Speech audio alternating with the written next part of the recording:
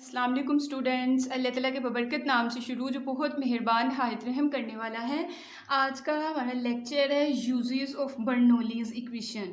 Bernoulli equation हम लोगों ने पढ़ ली, उसके अब यूजेस कहाँ कहाँ रियल लाइफ में उसके यूजेस कहाँ कहाँ है वो हम लोग पढ़ेंगे। ठीक है, तो बच्चों उसके यूजेस स्टार्ट करने से पहले आप जो है हम एक छोटी सी रिवीजन करेंगे बर्नौली इक्वेशन की और इसके साथ इक्वेशन ऑफ कॉन्टीन्यूटी की। अगर आपको उस रिवीजन की समझ आ जाती है तो ये सारा कॉन्सेप्ट ही वही बातें हैं जो मैं आपको भी छोटा सा कॉन्सेप्ट देने लगी हूँ। ठीक है, तो पहले आप वो कॉन्सेप्ट लें।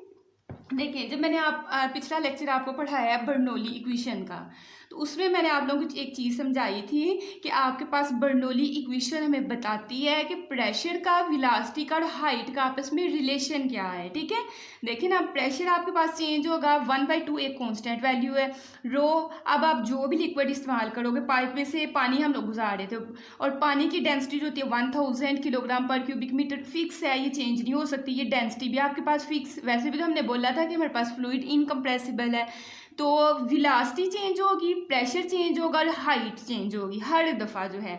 तो वहाँ मैंने आपको समझाया था कि आप बर्नौली इक्वेशन बताती है प्रेशर, वेलोसिटी और हाइट का आपस में क्या रिलेशन है। लेट्स सपोज आप हाइट को फिक्स रखते हो, ये हाइट को फिक्स रख दिया, फिर अगर आप वेलोसिटी को बढ़ाते हो तो प्रेशर में क्या कमी आएगी, या प्रेशर को बढ़ाते हो तो वेलोसिटी में क्या कमी आएगी। ये चीज़ हमने सीखी थी कि वेलोसिटी और प्रेशर का आपस में इनवर्स रिलेशन है। ठीक है, और मैंने आपको बताया था कि आपने किस तरह से करना है। देखें, एक तो मैंने बताया था कि दो पेजेस को रखें और दरमियान में फूंक मारे तो आपको पता चलेगा पेजेस एक दूसरे के करीब करीब आती है। मतलब वेलोसिटी जो हाथों के दरमियान में हवा थी ना, एयर, उस पर आपने जब फूंक मारी, मतलब एक तरह की प्रेशर या आप फोर्स लगा रहे हो, तो हवा के मालिक्यूल्स रैपिडली जो है इस सारे हिस्से में से जो है बाहर को निकलने की कोशिश करेंगे। मतलब उनकी जो स्पीड है, जिस स्पीड के साथ पहले वो मोशन कर रहे थे, पहले कम थी, जो ही आप उसको फूंक मारोगे, फोर्स लगाओगे तो उनकी स्पीड बढ़ जाएगी। जो ही स्पीड बढ़ेगी तो आप नोट करोगे ये हाथ से ही आपने पेजिस से करना है, ये समझे पेजिस हैं, तो पेजिस एक दूसरे के करीब आएंगे। मतलब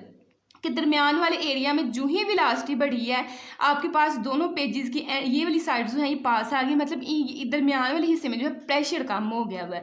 तो वेलोसिटी और प्रेशर का आपस में इन्वर्स रिलेशन है। आप ऐसा करें, अगर पेजेस नहीं करने, दो बिलून लें, उनको किसी दो धागों के साथ बांध के तो किसी चीज़ के साथ लटका दें, फिर आपने फासला नॉर्मल सा दरमियान में रखना है और फिर फूंक मार के देखें तो गुब्बारे एक दूसरे को टच करेंगे। मतलब दरमियान में अगर आप फूंक मार के वेलोसिटी को बढ़ाते हो तो प्रेशर कम हो जाता है, बाहर का प्रेशर ज़्यादा हो जाता है, अंदर का प्रेशर कम हो जाता है। जब बाहर से ज़्यादा प्रेशर लगेगा तो चीज़ें आपस में जो करीब करीब आ जाएंगी। प्रेशर एक तरह की फोर्स ही है ना, तो इस साइड पे भी और इस साइड पे भी जब जो ही आपके पास बाहर से ज़्यादा प्रेशर लगेगा, अंदर प्रेशर कम होगा, तो चीज़ें एक दूसरे के करीब आ जाएंगी।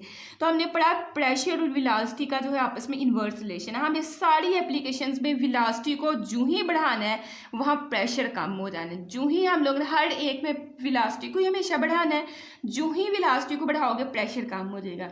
अब उस चीज़ को बैलेंस करने के लिए हम डिफरेंट उसकी एप्लीकेशंस पढ़ेंगे कि किस तरह से जो है एरोप्लेन विंग्स हो गया, या जो फुटबॉल जो क्रिकेट खेलते हुए जब बॉलर एक बॉल करवाता है तब क्या होता है, फिल्टर पंप में क्या होता है, यही बर्नौली की यही कॉन्सेप्ट यूज़ किया जाता है। ठीक है, जो ही हमने वेलोसिटी बढ़ानी है प्रेशर कम हो जाना है। अब प्रेशर आपके पास कम हो गया है, ठीक है, तो प्रेशर कम हो गया, उसके बाद आपके पास क्या होगा, जब प्रेशर कम हो जाएगा तो इस प्रेशर को बैलेंस करने के लिए आपके पास क्या काम होता है वो हम इस एप्लीकेशंस में पढ़ेंगे। तो सबसे पहले हमारे पास एरोप्लेन विंग पहली एप्लीकेशन है। आपने जहाज़ देखा होगा, उसके पड़ देखे होंगे, पड़ की ये ब्लैक वाली जो आपको दरमियान में एक ब्लैक कलर का नज़र आ रही है, पड़ उन्होंने बनाया हुआ, इसके बारे में हम लोग डिस्कस करेंगे। ठीक है, तो देखिए आपके पास क्या है कि ये हमारे पास एरोप्लेन का पंख है या पड़ है। ठीक है, उसकी डिज़ाइनिंग, पंख की जो है विंग की डिज़ाइनिंग इस तरह से की जाती है कि इसका अपर वाला सरफेस जो होता है उसमें कर्व्ड इस तरह की शेप बनाई जाती है। उसका फ़ायदा क्या होता है, नीचे वाली देखिए आपके पास प्लेन सी होती है, लेकिन ऊपर वाली जो होती है मोटी होती है, कर्व्ड होती है। अगर आप नोट करें तो क्या होता है कि आपके पास जाहिर है एयर आ रही है, हवाई जहाज इस साइड को जा रहा है, तो इसको रोकने फ्रिक्शनल फोर्स का कौन सी चीज़ काम करेगी, एयर करेगी। ठीक है, एयर इस साइड को जा रही है और आपका एरोप्लेन इस साइड को आ रहा है। जो ही आपके पास एयर जो आ रही है वो स्ट्रीम लाइन में आ रही है, मतलब कि एयर की वेलोसिटी जो है बिल्कुल सेम है, स्ट्रीम लाइन में आपके पास एयर के पार्टिकल्स आ रहे हैं। लेकिन यहाँ आपके पास रास्ता जो है वो कर्व्ड है। देखो यहाँ आपके पास आएगा, उसके बाद इसको यहाँ से रुकावट फील होगी, थोड़ा सा इस साइड को होगा, फिर यहाँ से और रुकावट, फिर और, इस तरह करते करते जब आपके पास क्या होता है कि देखें ये वाली लेयर के बारे में मैंने बताया कि ये फिर ऊपर को थोड़ा उठेगी, तो जो यहाँ बिल्कुल सीधी आ रही तो वो इससे भी थोड़ा और ऊपर उठेगी। मतलब कि आपकी ये जो लाइंस है ना, ये जो लाइंस जिस विलासिटी के साथ आ रहे हैं वो विलासिटी में चेंजिंग आ जाएगी। जाहिर है अगर यहाँ हवा के पार्टिकल्स थोड़े ऊपर को हो रहे हैं, ये जूँ जूँ ये ऊपर को जा रहे हैं, तो जाहिर है थोड़ा सा ऊपर को होना है, क्योंकि आपकी सर्फेस इस तरह की है। हवा के पार्टिकल सीधे आ रहे थे, जो ही इनको यहाँ से टकराव फील होगा, ये थोड़े से और ऊपर होंगे, फिर और होंगे और होंगे। तो मतलब जो यहाँ से बाकी जो आपके पास एयर के पार्टिकल्स आ रहे हैं वो भी थोड़े कर्व होंगे। तो इनके दरमियान जो स्पेसिस होती है ना, ये जो आपके पास स्ट्रीम लाइन होती है, ये स्पेसिस जो ये बिल्कुल एक दूसरे के करीब करीब आ जाती हैं। ठीक है, जब चीज़ें एक दूसरे के करीब करीब हो तो वो एक दूसरे पे फोर्स लगाती हैं। ठीक है, अब देखें ना, ये हवा इसको जाना चाहिए था बिल्कुल सीधा, ये सीधा जाने के बजाय ऊपर को गई है, तो जो पीछे से हवा आ रही होगी वो इस पर आकर प्रेशर लगाएगी। ठीक है, मतलब एक तरह की इसको थोड़ी फोर्स देने की कोशिश करेगी, धकेलने की कोशिश करेगी। तो मतलब जितनी इनकी पहले स्पीड थी, वो स्पीड जब ये आपस में टकराएंगे तो स्पीड बढ़ जाती है। ठीक है, वो स्पीड क्या हो जाती है, इंक्रीज हो जाती है। स्पीड हम किसको बोलते हैं, विलासिटी को बोलते हैं ना। तो इनकी विलासिटी असल में ऊपर बन जाती है, इनकी शेप की वजह से इनकी विलासिटी बढ़ जाती है। जो ही विलासिटी बढ़ेगी वहाँ प्रेशर कम हो जाता है। अब यहाँ जो है प्रेशर जो इस पर लग रहा है वो कम हो गया है, लेकिन नीचे भी तो आप गौर करें, नीचे आपने जो हिस्सा है वो स्ट्रेट रखा हुआ है। अब यहाँ ऐसे जो स्ट्रीम लाइंस ऐसे सीधी आ रही है, वो तो आराम से जितना उनके दरमियान में डिस्टेंस था उसी डिस्टेंस से जो है गुजर जाएंगी हवा के पार्टिकल्स। ठीक है, तो यहाँ जो है स्ट्रीम्स लाइन के दरमियान जो डिस्टेंस है वो वैसे का वैसा रहा है, उसमें हल्का फुल्का चेंजिंग नहीं आई है। मतलब जो इनकी विलासिटी थी वही विलासिटी रही है। ठीक है, अब इनकी विलासिटी कम हुई ही नहीं है। ठीक है, इनकी जितनी थी उतनी रही है, मतलब विलासिटी उनकी सेम रही है, तो उनका प्रेशर जो है यहाँ क्या हो जाएगा, बढ़ जाएगा। मतलब अगर ज़्यादा विलासिटी के साथ आ रहे हैं तो उनका प्रेशर क्या हो जाएगा, कम हो जाएगा। इसके मुकाबले में अगर आप देखें ना, अपर के लिहाज से नीचे जो है ऊपर वाली साइड पे विलासिटी ज़्यादा, उस लिहाज से इसकी विलासिटी क्या है, कम है। ठीक है, इन दोनों का हमने आपस में कंपेयर करना है। ऊपर जाहिर है कि हवा के पार्टिकल्स की आपस में टकराव हुआ है, टकराव की वजह से यहाँ विलासिटी बढ़ गई है, लेकिन नीचे कोई टकराव नहीं हुआ। यहाँ विलासिटी ऊपर के मुकाबले में नीचे विलासिटी कम है। अगर नीचे आपके पास विलासिटी कम है तो मतलब यहाँ प्रेशर ज़्यादा होगा। अब प्रेशर, जैसे हाथों की मैंने एग्जाम्पल दी है, बाहर प्रेशर ज़्यादा था तो ये प्रेशर एक तरह की फोर्स है, तो वो फोर्स लगी पेजिस पे और पेजिस एक दूसरे के पास आ गए। अब यहाँ प्रेशर आपके पास क्या है, विलासिटी जो है कम है, नीचे को एरो शो आ रहा है कि विलासिटी कम है और प्रेशर ज़्यादा है, और ऊपर जो है प्रेशर कम है, नीचे को एरो ये, और विलासिटी यहाँ ज़्यादा हो गई है। तो प्रेशर नीचे ज़्यादा तो क्या करेगा, हवा जो है एरोप्लेन को ऊपर को करने की कोशिश करेगी, इस पर फोर्स अपवर्ड फोर्स लगाएगी, और इस तरह से आपका एरो जो है हवा में ऊपर की तरफ जो है लिफ्ट होता है या उसकी मोशन होती है। ठीक है, एरोप्लेन की डिज़ाइनिंग हम इस हिसाब से करते हैं उसकी विंग्स की, कि आपके पास जो फोर्स उस पर लगे वो डाउनवर्ड ना लगे। डाउनवर्ड लगेगी तो एरोप्लेन नीचे को आएगा। हमने इसकी डिज़ाइनिंग ऐसी बनाई होती है कि ये अपवर्ड को मोशन करता है। तो इसकी रीडिंग करते हैं, अगर कोई पॉइंट रह गया तो उसमें कवर हो जाएगा। तो देखिए आपके पास क्या है, एरोप्लेन विंग्स। तो कहते हैं अपलिफ्टिंग ऑफ एन एरोप्लेन, एक जहाज को जो ऊपर को जाता है, is due to the designing of its wings, कि ये इस वजह से ऊपर को जाता है क्योंकि जो इसके विंग्स होते हैं या पंख होते हैं या पड़ होते हैं, उनकी डिज़ाइनिंग हम इस हिसाब से करते हैं, विच डिफ्लेक्ट द एयर सो दी। वहाँ क्या होता है कि ऊपर जो आपके पास ऊपर वाले हिस्से में एयर होती है वो डिफ्लेक्ट हो जाती है, आगे इसके साथ टकराती है, फिर डिफ्लेक्ट होकर ऊपर को जाती है। ठीक है, तो कहते हैं विच डिफ्लेक्ट द एयर, वो एयर को इस तरह से डिफ्लेक्ट करता है कि जो पीछे से आपके पास स्ट्रीम लाइंस बन रही होती है ना, वो जितने फासले पे होती है वो फासला कम हो जाता है। तो यही उसने बात लिखी है, which deflect the air so that stream lines are closer together above the wing. कहता है कि जब जो आपके पास स्ट्रीम लाइन आ रही होती है, जब यहाँ से डिफ्लेक्शन होती है तो वो एक दूसरे के करीब हो जाती हैं, ऊपर करीब हो जाती हैं, नीचे आपके पास कहते हैं देन बिलो, नीचे के मुकाबले में ऊपर जो है वो लाइंस क्या हो जाती है, एक दूसरे के करीब करीब हो जाती हैं। तो कहते हैं we have seen that where the stream lines are forced, जहाँ स्ट्रीम लाइंस पे फोर्स ला के वो करीब करीब आ रही हो तो वहाँ विलासिटी ज़्यादा हो जाती है। ठीक है, तो कहते हैं दी स्पीड इज़ फास्टर, तो वहाँ स्पीड या विलासिटी जो ज़्यादा हो जाती है। अगर यहाँ स्पीड ज़्यादा होगी है तो इसका मतलब है कि इस साइड पे प्रेशर कम हो गया हुआ है। तो कहते हैं दस air is travelling faster on the upper side से एयर जो है वो तेज़ी के साथ गुजरेगी। क्यों? क्योंकि उन पार्टिकल्स आपस में टकरा के एक दूसरे में अपनी एनर्जी को ट्रांसफ़र करके वो उनकी स्पीड ज़्यादा होगी, अब ज़्यादा स्पीड से जो है वो गुजर रहे हैं। ठीक है, तो वही लिख रहा है air is travelling faster on the upper side of the wing than on the low lower side. कहता है लोअर के मुकाबले में अपर साइड पे जो है प्रेशर कम है, एयर स्पीडली गुजरती जा रही है। कहता है the pressure will be lower at the top, ये बात मैं आपको बार बार बता रही हूँ, वेलोसिटी ज़्यादा होगी, प्रेशर यहाँ कम हो गया हुआ है। And the wing will be forced, अब विंग पे जो ये पंख होते हैं इस पे नीचे ऊपर आपके पास जो है प्रेशर कम है और नीचे प्रेशर ज़्यादा है, तो ये विंग्स जो है ना, विंग्स पे प्रेशर एयर लगा रही होती है कि ऊपर को उठे, तो वही लिख रहे हैं। And the wing will be forced, wing पे फोर्स लगाई जाती है अपवर्ड को। And the lift of aeroplane is due to this effect, और कहते हैं एरोप्लेन जो ऊपर को उठता है इस इफेक्ट की वजह से उठता है। तो समझ आए कि बर्नौली इक्वेशन का एरोप्लेन विंग्स में किस तरह इस्तेमाल किया जाता है, क्या किया जाता है, उसको डिज़ाइन इस तरीके से उसकी शेप बनाई जाती है कि ऊपर प्रेशर कम हो जाता है, नीचे प्रेशर ज़्यादा हो जाता है। अब नीचे जहाँ प्रेशर ज़्यादा हो, लेट्स सपोज कि एक बच्चा सेंटर में खड़ा है, एक इस साइड पे बच्चा खड़ा है और एक इस साइड पे बच्चा खड़ा है, ठीक है।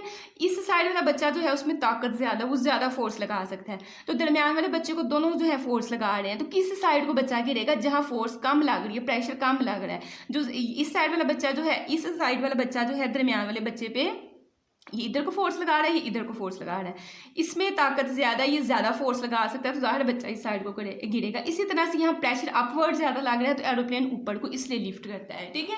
तो आई होप कि आपको समझ आ रही होगी। नेक्स्ट हम लोग करते हैं स्विंग ऑफ अ बॉल। अच्छा, जो आपके पास क्रिकेट खेलते हैं, जो वाकई ही इंटरनेशनल लेवल पर जो खेलते हैं, उनके बॉल करवाने का स्टाइल डिफरेंट होता है। वो सिर्फ बॉल को फेंकते नहीं, वो अपने हाथ को इस तरह से, वो उसको अपने हाथ में बॉल को इस तरह रोटेट करते हैं कि वो जाते हुए जो है घूमती घूमती जो है बैट तक जाती है। जब वो रोटेशन करवाते हैं तो किस तरह करवाते हैं कि बाल अपवर्ड को ऐसे करके रोटेट, मतलब ऐसे अपवर्ड हुई, फिर ऐसे हुई, फिर अपवर्ड हुई, फिर ऐसे, मतलब अपवर्ड वाली एयर जो है उसमें जो आपके पास एयर जो स्ट्रीम लाइंस में आ रही होती है ना, जब ये अपवर्ड को जाएगी तो जाहिर है जो एयर वहाँ से गुजर रही हो वो ऊपर को और उठेगी। तो इसमें भी सेम यही काम होता है कि ये जो स्ट्रीम लाइंस है ये करीब करीब आ जाती हैं। जब करीब करीब आएंगे तो एक दूसरे से टकराएंगे पार्टिकल्स, इसका मतलब इनकी वेलोसिटी बढ़ जाएगी, वेलोसिटी बढ़ जाएगी तो प्रेशर कम हो जाता है। नीचे जो है आपके पास, नीचे आपके पास जैसे स्ट्रीम लाइंस आती हैं, इनके दरमियान डिस्टेंस ज़्यादा होता है, तो यहाँ डिस्टेंस ज़्यादा होगा तो मतलब वेलोसिटी कम होगी, ठीक है। वेलोसिटी अगर इनकी कम है, डिस्टेंस ज़्यादा से ये मकसद है कि आप पार्टिकल एक दूसरे को टकरे नहीं मारेंगे, बिल्कुल स्ट्रीम लाइन जैसे आ रही है वैसे ही गुजरेंगे, तो इनकी वेलोसिटी जो है ऊपर के मुकाबले में कम होगी। जब वेलोसिटी कम है तो यहाँ प्रेशर ज़्यादा होगा, तो फुटबॉलर जो बैट पकड़ा होता है ना, उसको लगता है कि यहाँ से बाल आई बिल्कुल सीधी जाएगी, लेकिन जो रोटेशन करने की वजह से बाल बिल्कुल सीधी उस बैट तक जाने की बजाय बाल थोड़ी सी जो है ना अपवर्ड को जाती है। तो ये इसमें भी वही फिनोमेना होता है, बर्नौली इक्वेशन का यूज़ किया जाता है। तो रीडिंग करते हैं, अगर कोई चीज़ रह जाएगी तो वो साथ ही डिस्कस कर लेंगे। क्या कह रहा है, कहता है when a ball is throne और किक्ड विद स्पिन और the ball is made smoother on one side of the bowler and remains rough on the other side. कहता है कि जब एक बॉल एक गेंद को चाहे बैट के साथ किक किया जाता है या उसको स्पिन, जब बॉल करवाई जाती है तो स्पिन का मतलब वो रोटेट, ये सीधी बस डिस्टेंस नहीं कवर कर रही, साथ साथ रोटेट होते हुए जा रही है।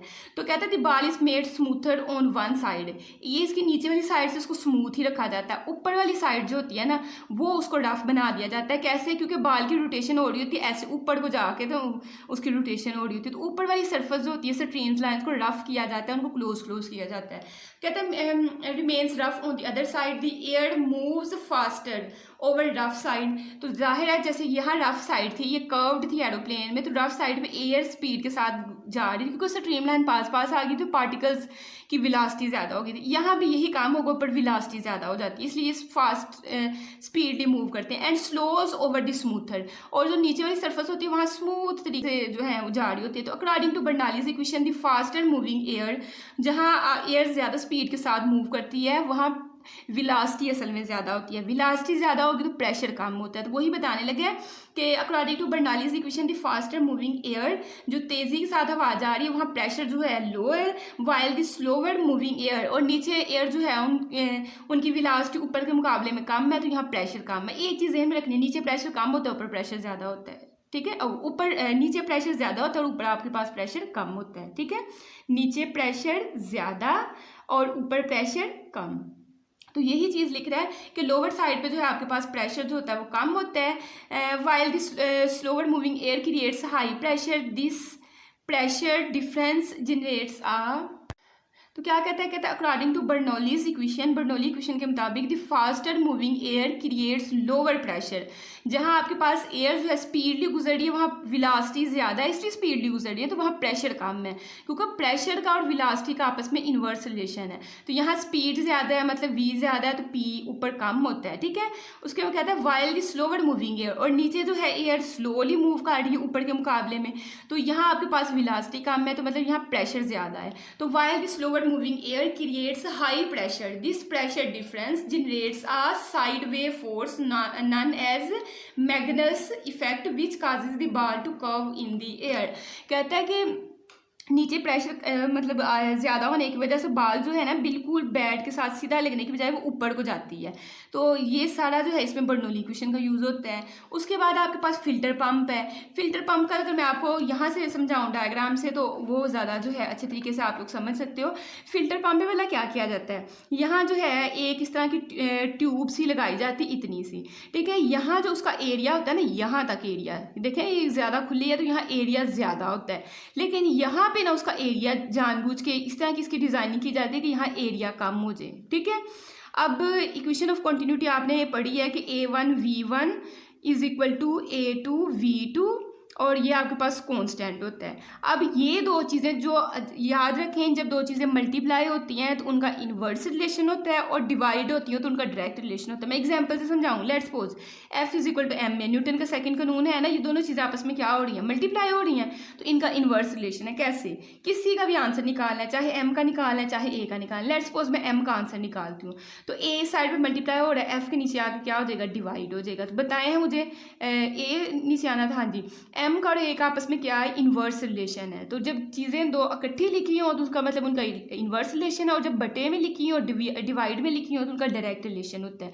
तो इक्वेशन ऑफ कॉन्टिन्यूटी के मुताबिक जहाँ एरिया ज़्यादा है ना वहाँ आपके पास विलासिटी कम होती है। तो ये जहाँ से पानी आप फेंक रहे हो टैंकी वगैरह के साथ, जहाँ एरिया आपने ज़्यादा रखा है यहाँ एरिया ज़्यादा है, विलासिटी कम है, तो यहाँ विलासिटी कम है। यहाँ आपने बनाया डिज़ाइन ही ऐसा किया है कि यहाँ आपके पास एरिया कम हो गया। जब एरिया आपके पास कम हो जाएगा तो उसका मतलब है वहाँ विलासिटी ज़्यादा, तो यहाँ विलासिटी ज़्यादा हो जाएगी। अब विलासिटी ज़्यादा हो जाएगी तो इक्वेशन ऑफ कॉन्टिन्यूटी आपने यूज़ कर ली ना, इक्वेशन ऑफ कॉन्टिन्यूटी आपने यूज़ की कि यहाँ एरिया ज़्यादा है और यहाँ विलासिटी पार्टिकल्स की जो पानी के मालिक्यूल्स की स्पीड कम है। फिर यहाँ हमने एरिया कम कर दिया, यहाँ स्पीड ज़्यादा हो गई है। अब जब स्पीड ज़्यादा हो जाएगी, स्पीड आपके पास v जो है ज़्यादा हो जाएगा, तो फिर आपने बर्नौली इक्वेशन लगानी है। बर्नौली इक्वेशन में मैंने आपको क्या पढ़ाया कि प्रेशर का और विलासिटी का आपस में इन्वर्स रिलेशन है। अब विलासिटी आपने ज़्यादा कर ली है, कैसे ज़्यादा की है, यहाँ आपने एरिया कम किया है। इक्वेशन ऑफ कॉन्टिन्यूटी के मुताबिक जहाँ एरिया कम होगा वहाँ विलासिटी ज़्यादा होगी। विलासिटी आपने इक्वेशन ऑफ कॉन्टिन्यूटी से ज़्यादा कर ली है। अब आपके पास विलासिटी ज़्यादा जहाँ हो बर्नौली इक्वेशन के मुताबिक वहाँ प्रेशर जो होता है वो कम हो जाता है, तो यहाँ अब प्रेशर कम हो गया है, ठीक है।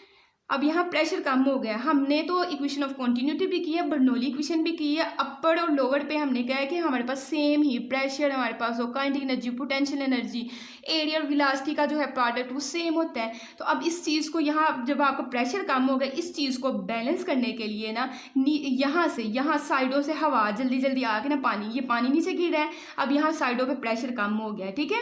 विलासिटी हमने इक्वेशन ऑफ कॉन्टिन्यूटी से विलासिटी बढ़ाई, और बर्नौली इक्वेशन से हमने देखा कि विलासिटी बढ़ने से तो यहाँ प्रेशर कम हो जाएगा।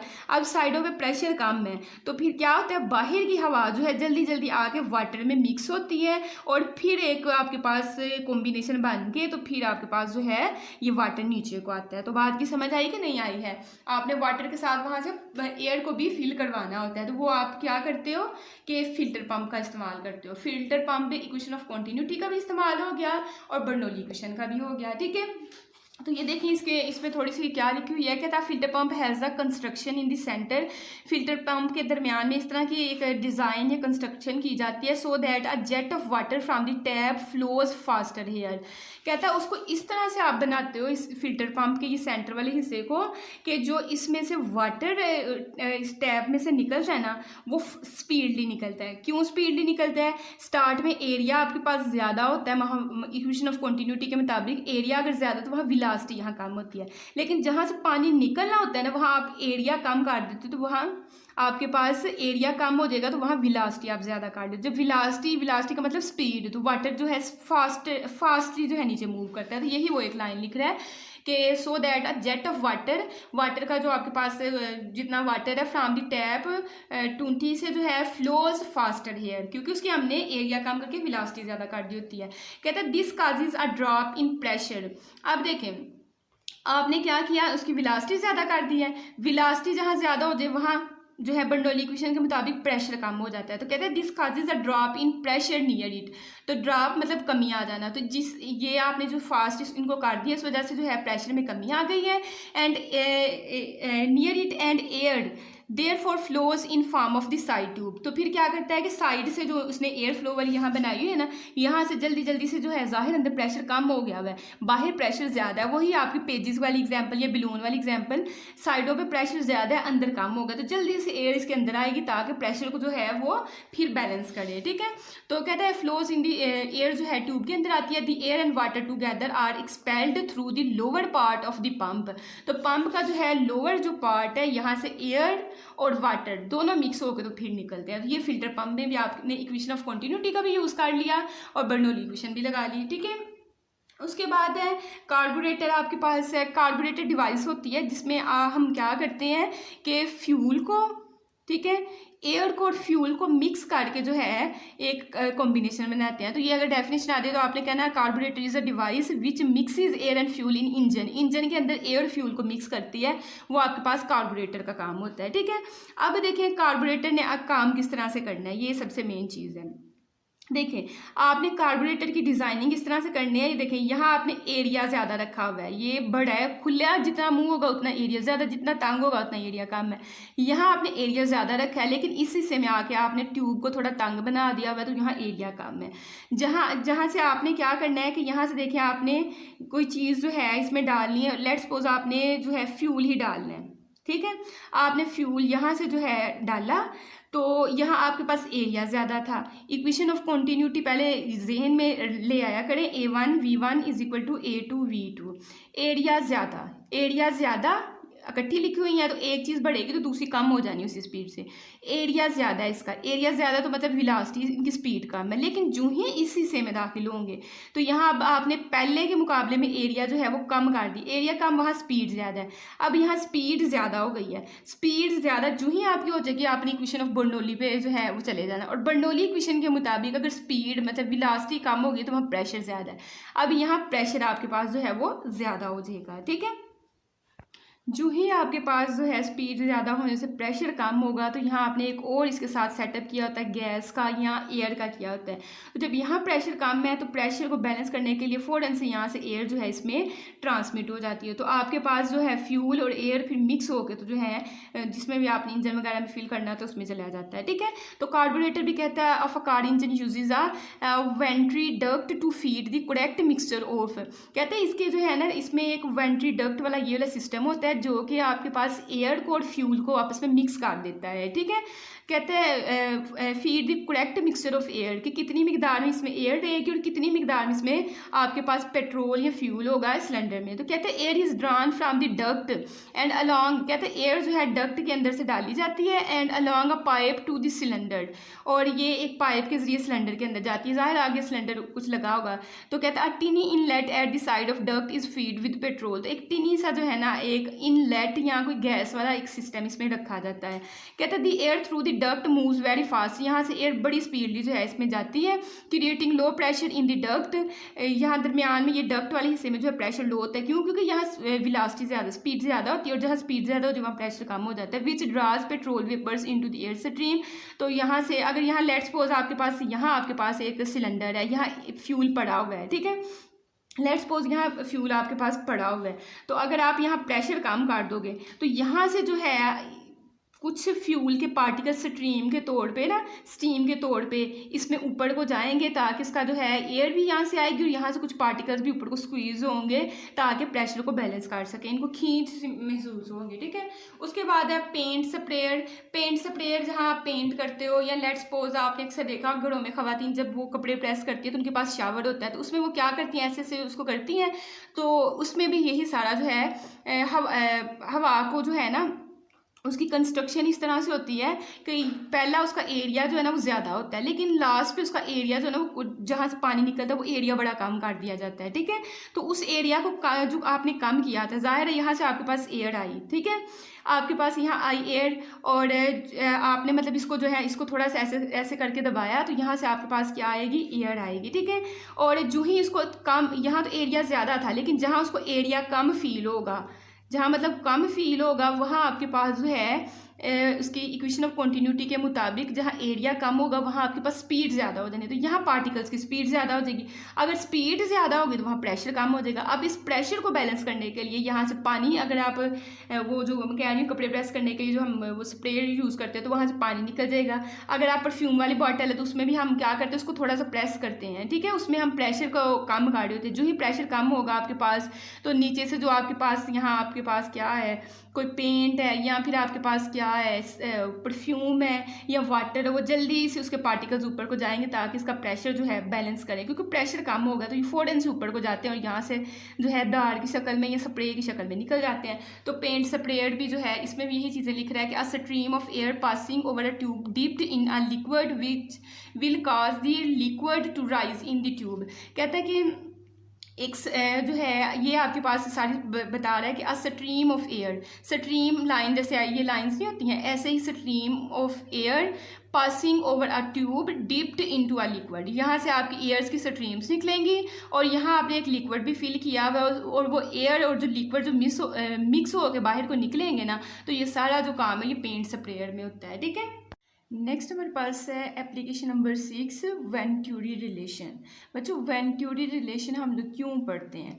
असल में जब आपके पास फ्लूइड जब आपके पास ट्रैवल करता है तो उसकी वेलोसिटी फाइंड करने के लिए हमने वेंटूरी मीटर लगाया होता है, जिसकी डायग्राम कुछ इस तरह की होती है। ठीक है, अच्छा वेंटूरी जो मीटर के ज़रिए जो वेलोसिटी फाइंड की जाती है ना, वो इस रिलेशन की हेल्प से फाइंड की जाती है। इसका जो रिज़ल्ट आएगा उस रिज़ल्ट से जो है वेंटूरी मीटर जो है वेलोसिटी की वैल्यू निकाल के देता है। ठीक है, तो सबसे पहले इसकी शेप अगर आप देखें तो आपको कुछ इस तरह से नज़र आ रही है। ये देखें मोटे वाला थोड़ा पाइप है, मतलब इसका एरिया जो है ज़्यादा है, फिर सेंटर से हमने इसका एरिया कम कर दिया हुआ है। अब आपको पता है कि ये आपके पास एरिया ज़्यादा है, यहाँ से आपके पास कोई भी लिक्विड, कोई भी फ्लूइड है, चाहे गैस है चाहे लिक्विड है, यहाँ से आपका ट्रैवल करेगा। ठीक है, फिर इस साइड को जाएगा और फिर आपके पास इस साइड को। पहली बात आपकी ये वाली और ये वाली जो है सेम आपके पास शेप्स हैं। ठीक है, दरमियान वाला बस हिस्सा जो है इसको हमने थोड़ा सा नैरो बनाया हुआ है, इसका एरिया जो है डिफरेंट कर दी, इसका एरिया थोड़ा है। ठीक है, अब अगर हम लोग बात करें इक्वेशन ऑफ कॉन्टीन्यूटी की, अगर आपने पिछले दोनों लेक्चर सुने हुए हैं तो आपको ये मसला अब नहीं रह गया होगा कि इक्वेशन ऑफ कॉन्टीन्यूटी आपके पास क्या होती है, a1 v1 is equal to constant. ठीक है, चाहे आगे कॉन्स्टेंट लिख लें, चाहे कॉन्स्टेंट की जगह a2 v2 लिख लें। यहाँ से बस आपने एरिया और वेलोसिटी पे नोट करना है। देखिए आपके पास अगर ये मैंने आपको डायग्राम दिखाई है, मैंने कहा यहाँ एरिया ज़्यादा है, इसके मुकाबले में एरिया ज़्यादा है, तो अगर आपके पास एरिया ज़्यादा है तो उसके साथ जो वेलोसिटी लिखी हुई है वो वेलोसिटी कम है। तो यहाँ अगर आपके पास एरिया ज़्यादा है तो जो फ्लूइड जो यहाँ से गुजरेगा उसकी स्पीड या वेलोसिटी थोड़ी होगी। ठीक है, वेलोसिटी उसकी क्या होगी, कम होगी। मैंने वेलोसिटी के साथ ही कम लिख दिया हुआ है। ठीक है, जब फ्लूइड यहाँ से गुजरता है, जब आपको पता है कि नैरो जो है नैरो वाले हिस्से पे आएगा। ठीक है, ये आपके पास वाइड वाला हिस्सा था, ये नैरो वाला है। वाइड जो ज़्यादा खुला होता है, नैरो जो तंग वाला हिस्सा होता है। तो यहाँ आपके पास जाहिर है एरिया, इसके मुकाबले में एरिया यहाँ कम है। एरिया जहाँ कम हो जाएगा, एक चीज़ कम है तो दूसरी बढ़ेगी, तो मतलब यहाँ आपके पास वेलोसिटी, ये वेलोसिटी v2 क्या हो जाएगी, ज़्यादा हो जाएगी। ठीक है, तो इसकी कंस्ट्रक्शन अब देखें, हमने कहा कि यहाँ एरिया जो है आपके पास क्या था, ज़्यादा था, वेलोसिटी कम, मैंने वेलोसिटी कम लिखी है। ये हमने किस रिलेशन से पता चला, इक्वेशन ऑफ कॉन्टीन्यूटी से पता चला है। ठीक है, अब जो ही आप वेलोसिटी की बात कर लेते हो उसके बाद आपने बर्नौली इक्वेशन लगानी होती है, और बर्नौली इक्वेशन में मैंने आप लोग को समझाया है कि प्रेशर का और विलासिटी का आपस में उल्टे रिलेशन होता है, इनवर्स रिलेशन होता है। अब आपने यहाँ कहा है कि हमारी विलासिटी कम है, विलासिटी कम, तो इसका मतलब है यहाँ प्रेशर आपके पास क्या हो जाएगा, ज़्यादा हो जाएगा।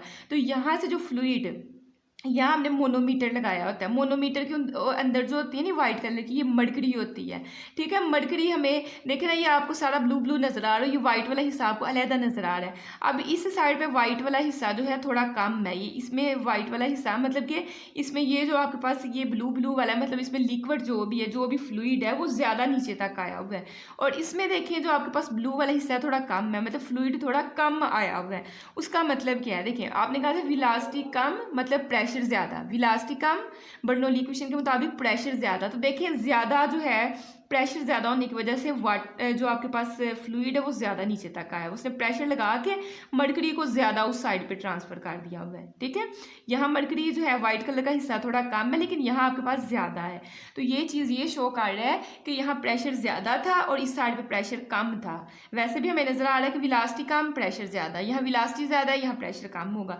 तो ज़ाहिर यहाँ प्रेशर कम, यहाँ ज़्यादा है, तो ज़्यादा जहाँ प्रेशर ज़्यादा होगा मतलब फोर्स वहाँ ज़्यादा होगी, तो वहाँ से वो ज़्यादा मरकरी को दूसरी साइड पे धकेल देगा, ठीक है। इसी तरह का जो है आपके पास इसकी कंस्ट्रक्शन होती है। यहाँ से जो है हम लोग कैसे विलासिटी, वेंटोरी रिलेशन या वेंटोरी जो होता है मीटर, उसका मकसद होता है कि विलासिटी कितनी स्पीड के साथ फ्लूइड जो है मूव कर रहा है वो फाइंड करना। तो उसको जो है इसकी डेरिवेशन मैंने सेपरेट की हुई है, ठीक है। ये डायग्राम मैंने बनाई हुई है, लेकिन मैंने वहाँ आपको समझा दी हुई है। आपने सबसे पहले बर्नौली इक्वेशन लगानी है, ठीक है। बर्नौली इक्वेशन हमारे पास क्या था कि प्रेशर, और अगर मैं आपको स्टेटमेंट ही बता दूं तो स्टेटमेंट थी कि सम प्लस करना, मतलब सम ऑफ प्रेशर और kinetic energy per unit volume और potential energy per unit volume जो है उसका जो सम होता है वो कांस्टेंट होता है। यहाँ फिर हमने ये उसका रिजल्ट निकाला था, ठीक है। तो बर्नौली इक्वेशन आपने लगाई। अब आपने ना पाइप, जो ये आपने पाइप लगाना है ना, ये आपने ज़मीन के बिल्कुल ऊपर लगाना है, ठीक है। एक कंडीशन ये है कि ज़मीन के बिल्कुल ऊपर इस पाइप को रख लो, या फिर अगर आपने ज़मीन से कुछ ज़मीन ये है आपके पास और कुछ हाइट पे रखना है ना, तो वो हाइट आपके पास एच जो है वो सेम होनी चाहिए, ठीक है। एच आपके पास सेम होना चाहिए। ये बर्नौली इक्वेशन में H1 और H2 डिफरेंट था, लेकिन वेंटोरी रिलेशन जब बनाओगे तो आपने हाइट सेम रखनी है। तो मतलब जहाँ H1 और H2 है वहाँ आपको एक हाइट सेम है, तो दोनों की जगह आपने H लिख देना है। तो मैंने वही लिखा है, if pipe is horizontally place, मतलब हॉरिजेंटल सरफेस पे आप पाइप रखते हो या सेम हाइट पे रखते हो, तो H1 और H2 दोनों की जगह आपको H लिखना पड़ना है। तो यहाँ H1 और H2 की जगह देखिए मैंने आगे पीछे वाला मैंने ये वाली सारी वैसे रहने दी, बस H1 की जगह यहाँ भी H और यहाँ H2 की जगह भी H रख दिया, ठीक है। अब आपके पास पता है ना कि आपके पास दोनों प्लस की वैल्यू के साथ है, ये जब उठ के इस साइड पे आ जाएगी तो माइनस की हो जाएगी, मतलब कट जाना है इन दोनों ने। तो पीछे आपके पास दो वैल्यूज़ यहाँ, दो वैल्यूज़ आपकी यहाँ रह गई, ठीक है। अब आपने करना क्या है, आपने ये P1 और ये P2, ये P2 उठा के आपने इस साइड पे ले जाना है और ये वाली वैल्यू उठा के आपने इस साइड पे ले जानी है। देखिए P1 पहले से वहाँ पड़ा हुआ था, P2 को भी उठा के दूसरी साइड पे ले आए तो माइनस का हो गया, ठीक है। इक्वल की साइड पे ये चीज़ पहले पड़ी हुई थी, मैंने कहा ये भी उठा के आपने जो है ये भी उठा के इस साइड पे लेके आनी है, तो ये प्लस की है इस साइड पे आके माइनस का रो V1 का स्केयर बन जाएगा, ठीक है। हमने जो है ना 1/2 वाली, ये जो 1/2 वाली इनको एक साइड पे और P वाली वैल्यूज को एक साइड पे कर लिया है। अब ये तो ऐसे रहेगा, देखिए अब आपके पास 1/2 यहाँ भी है, रो मतलब दोनों में 1/2 यहाँ भी है, यहाँ भी है, रो इसमें भी है इसमें भी है, तो इसको कॉमन ले लो। तो जब ये सारा बाहर चला जाएगा तो अंदर V2 का स्केयर बन जाएगा और यहाँ V1 का स्केयर आपके पास बन जाएगा, ठीक है। तो ये आपके पास एक इक्वेशन बन जाएगी, ठीक है। उसके बाद आपने क्या करना है कि इक्वेशन, पहले आपने बर्नौली इक्वेशन बनाई, ठीक है। बर्नौली इक्वेशन बनाने के बाद आपने इक्वेशन ऑफ कॉन्टिन्यूटी यूज़ करनी है। अब देखिए ना, हमने स्पीड फाइंड करनी है। अब हमारे पास एक यहाँ V1 स्पीड है, एक ये V2 स्पीड है, तो इस रिलेशन में तो दोनों ही आ रही हैं। अब दोनों ही एक अगर आपके पास इक्वेशन में दो चीज़ें अननोन होंगी तो आप फाइंड नहीं कर सकोगे, तो आपने इन दोनों में से किसी एक को ख़त्म करना है। तो उसके लिए मैंने कहा इक्वेशन ऑफ कॉन्टिन्यूटी क्या कहते हैं, A1 V1 is equal to A2, यहाँ आपके पास A2 आना है, ठीक है। ये मैंने कहा था कि मैं बाद में रेस करूँगी, और ये आपके पास यहाँ आता है A2, ठीक है, और ये वाली चीज़ भी आपकी नहीं आएगी। तो इक्वेशन ऑफ कंटिन्यूटी क्या कहती है, A1 V1 is equal to A2 V2। अब आपने V1 का आंसर निकालना है, तो ये A1 इस साइड पे मल्टीप्लाई हो रहा है, इसके नीचे आकर डिवाइड हो जाएगा, ठीक है। तो ये हमने विलासिटी फाइंड करने, विलासिटी का फार्मूला फाइंड कर लिया कि हमने कहा था ना कि वेंटोरी रिलेशन बताता है कि किस स्पीड के साथ या विलासिटी के साथ आपने पानी इसमें डाला है, आपने पेट्रोल डाला है, जो भी लिक्विड डाला है, कितनी स्पीड के साथ यहाँ से जो है वो मूव करके जाता है। तो आपके पास ये फार्मूला आ गया हुआ है, ठीक है। अब असल में बात क्या थी कि मैंने यहाँ कहा था एरिया ज़्यादा है, वेलोसिटी कम है। मैंने वहाँ बुक पे कम यहाँ लिखवाया था और यहाँ ज़्यादा लिखवाया था, ठीक है। अब आपने एक रिलेशन लगाना है कि आपके पास जाहिर है जो बड़े वाला है जिसका एरिया A1 है, A1 जिसका एरिया, उसकी वेलोसिटी जो है ना, उसकी वेलोसिटी V1 वो कम है। तो आपने यही कहना है कि एज A1 वाला एरिया जो है वो बहुत बड़ा है, एरिया ज़्यादा था और वेलोसिटी कम थी। A1 वाला एरिया बहुत बहुत ज़्यादा है, किससे? A2 वाले एरिया से बड़ा। ये वाला एरिया हमने बहुत ज़्यादा बड़ा रखना होता है A2 से, ठीक है। तो वही चीज़ मैंने लिखी है, ये देखें ना, मैंने A2 पहले लिखा है और इसकी तरफ नहीं ना ये मुँह खुला हुआ, तो मतलब A1 बहुत बड़ा है, किससे? A2 से। और जहाँ एरिया ज़्यादा हो वहाँ वेलोसिटी कम होती है। अब यहाँ A1 आपके पास इसकी तरफ हमने मुंह खोला और ये ज़्यादा है, तो मतलब यहाँ V1 आपकी बहुत कम हो जाएगी। तो देखें V1 मैंने लिखा और मैंने कहा V1 की तरफ नहीं हमने मुंह खोला हुआ, दूसरी तरफ हमने V2 की तरफ मुंह खोला हुआ है। अगर A1 का एरिया ज़्यादा है तो उसकी वेलोसिटी जो है कम है, देखिए इसकी तरफ मुँह नहीं खुला हुआ। तो वेलोसिटी हमने कहा V1 जो है बहुत बहुत ज़्यादा कम है V2 से, तो बहुत ज़्यादा कम है तो मतलब V1 तकरीबन ना होने के बराबर है। तो हम लोग लिखेंगे V1 is small as compare to V1, मतलब V1 जो है V2 के मुकाबले में जो है बहुत कम है। तो बहुत कम है तो समझे ये आपके पास जीरो ही हो गई हुई है, ठीक है। V1 आपके पास जीरो है तो इसकी जगह हम लोग जो है V1 की जगह जो है हम लोग जीरो पुट करेंगे नेक्स्ट, ठीक है। तो देखिए मैंने कहा कि यही हमने चीज़ लिखी है कि V1 जो है बहुत स्मॉल है, तो इसको समझे कि ये निग्लिजिबल है, या V1 जो है इक्वल टू ज़ीरो है। तो उस इक्वेशन में जो है इक्वेशन में 1 में हम V1 की जगह मैंने ज़ीरो पुट कर दिया। आपने ये सारी थोड़ी चीज़ें लिखते नहीं जो मैंने आपको समझा दी हुई हैं, ठीक है। अब देखें आपके पास रो V2 का स्क्वायर ये मल्टीप्लाई होगा, ये ज़ीरो तो आपका वैसे ख़त्म हो गया। तो ये आपके पास असल में जो है वेंटोरी रिलेशन है, ठीक है, ये वेंटोरी रिलेशन है। अब इस वेंटोरी रिलेशन को जो है वेंटोरी मीटर यूज़ करता है, एक डिवाइस है जो कि फ्लूइड की स्पीड को मालूम करती है इस रिलेशन को यूज़ करके। तो उस जो है डिवाइस को हम कहते हैं वेंटोरी मीटर। तो ये डेफिनेशन आप इस तरह से लिखेंगे कि अ डिवाइस, ये आपके पास रिलेशन आ गया, इस रिलेशन में आपने वैल्यूज़ पुट करनी है और V2 का आपके पास आंसर आ जाएगा, ठीक है, वेलोसिटी का आंसर। ये अगर आपने जो है बड़े वाले जो एरिया है उसकी वेलोसिटी V1 फाइंड करनी तो ये रिलेशन यूज़ करोगे, और जहाँ हमने छोटा एरिया रखा था, अगर मैं आपको यहाँ से दिखा दूँ, इसकी यहाँ स्पीड फाइंड करनी है तो आप ये वाला रिलेशन यूज़ करोगे, ठीक है। तो हमने कहा अ डिवाइस, कोई भी machine used to measure speed of liquid fluid, जो कि स्पीड फ्लूइड की बताती है, यूजिंग वेंटोरी रिलेशन, इस रिलेशन को फाइंड करके कोई भी डिवाइस जो है इस रिलेशन को यूज़ करके हमें अगर स्पीड बता देती है तो ऐसी डिवाइस को हम कहते हैं वेंटोरी मीटर। तो वेंटोरी मीटर की आपने यहाँ से लेके यहाँ तक डेफिनेशन कर देनी है। तो यही सारी बातें लिखी हुई हैं, फिर भी मैं रीडिंग करवाऊंगी ताकि जो कटिंग होनी है वो मैं आपको बता दूँ। आपने यहाँ से लेके जो है यहाँ तक पहले एक्सप्लेन करना है। उसमें क्या आपने बताना है, आपने कहना है कि अगर आपको सही से नजर आ रहा है कि कंसीडर अ पाइप, एक हमारे पास पाइप है within which a fluid of density rho is flowing through different areas of cross section. आपने बताना है कि यहाँ से फ्लूइड है, लेट्स सपोज वाटर है, तो वाटर की डेंसिटी आपको पता है 1000 होती है। आपके पास डिफरेंट मटीरियल की डिफरेंट होती है। हनी जो है आपके पास एक लिक्विड है, उसकी डिफरेंट डेंसिटी होती है। तो कोई उसकी डेंसिटी है और डिफरेंट उसके क्रॉस सेक्शनल एरिया, मतलब यहाँ एरिया ज़्यादा है यहाँ एरिया कम है, तो डिफरेंट क्रॉस सेक्शन इनके एरियाज है। तो बस हमने स्टार्ट में बताया मेरे पास एक पाइप है और उसके कुछ ना, उसमें से जो फ्लूइड उसमें से जो गुजर रहा है, पानी गुजर रहा है, ऑयल गुजर रहा है, उसमें हनी आपने डाला है, जो भी डाला है, ठीक है, उसकी कुछ ना कुछ डेंसिटी है। और इनका एरिया जो है ना, हमने स्टार्ट में जो वाइडर आपके पास रीजन है, जो वाइडर जो ज़्यादा चौड़ा है उसका एरिया कुछ और है, और जो नैरो वाला हिस्सा है उसका कुछ एरिया और है। ये आपने यहाँ तक लिखा, कहाँ तक? क्रॉस सेक्शन एरिया तक। उसके बाद आपने कहना है लेट करते हैं कि जो बड़े वाला हमारे पास वाइड वाला एंड है ना, ये वाइड वाला एंड है और ये नैरो वाला एंड है। तो वाइड वाले एंड का एरिया जो है ना A1 है, ठीक है। आपने ऐसे लिखना है let A1 be the cross sectional area and लिख के V1 इज दी वेलोसिटी, ठीक है। इसके आगे लिखना है and V1 is the velocity, A2 B the cross sectional area at narrow and its velocity is V2, ठीक है। या अगर ऐसे लिखना है तो फिर यहाँ से लेके आपने कहाँ तक लिख देना है, यहाँ तक, फिर ये आपने कंप्लीट लिख लेना है, ठीक है, यहाँ से लेके यहाँ तक। बस उसमें ये बात है कि आपके पास जो है वाइड एंड वन जो है उसका एरिया A1 और उसकी वेलोसिटी V1 है, और जो नैरो एंड है उसका एरिया A2 और वेलोसिटी उसकी V2 है, ठीक है। अब प्रेशर के बारे में बताना है। आपने कहना है pressure pressure P1 and P2 indicates the liquid pressure at both and the portions by connecting the limbs of the manometer. Manometer आपके पास ये है, कहते हैं इनके लिम्स, इनके सिरों को जो है हमने इनके साथ अटैच कर दिए, प्रेशर को शो कर रहे हैं। ठीक है, उसके बाद आपने आ जाना इस पे। सारी जो मैंने आपको यहाँ से करवाया है ना काम, ये सारा ही आपने सारा का सारा ऐसे ही लिखना है। ये इंग्लिश भी आपने वैसे ही लिख के तो इसको यहाँ तक आपने कर देना है। ठीक है, यहाँ इज़ नोन एज विंटोरी रिलेशन। उसके बाद आपने क्या करना है, नीचे आपने विंटोरी रिलेशन लिख के फिर आपने हेडिंग देनी है विंटोरी मीटर की, और यहाँ से लेके यहाँ तक आपने चीज़ लिख देनी है। अब मीटर की डेफिनेशन लिखने के बाद जो है आपका टॉपिक जो है कंप्लीट हो जाता है। आई होप कि आपको समझ आई होगी। अगर समझ आई है तो वीडियो को लाइक करें, चैनल को सब्सक्राइब करें, दोस्तों के साथ शेयर करें। ठीक है, तो अल्लाह हाफिज़, मिलते हैं नेक्स्ट वीडियो में। अस्सलाम वालेकुम।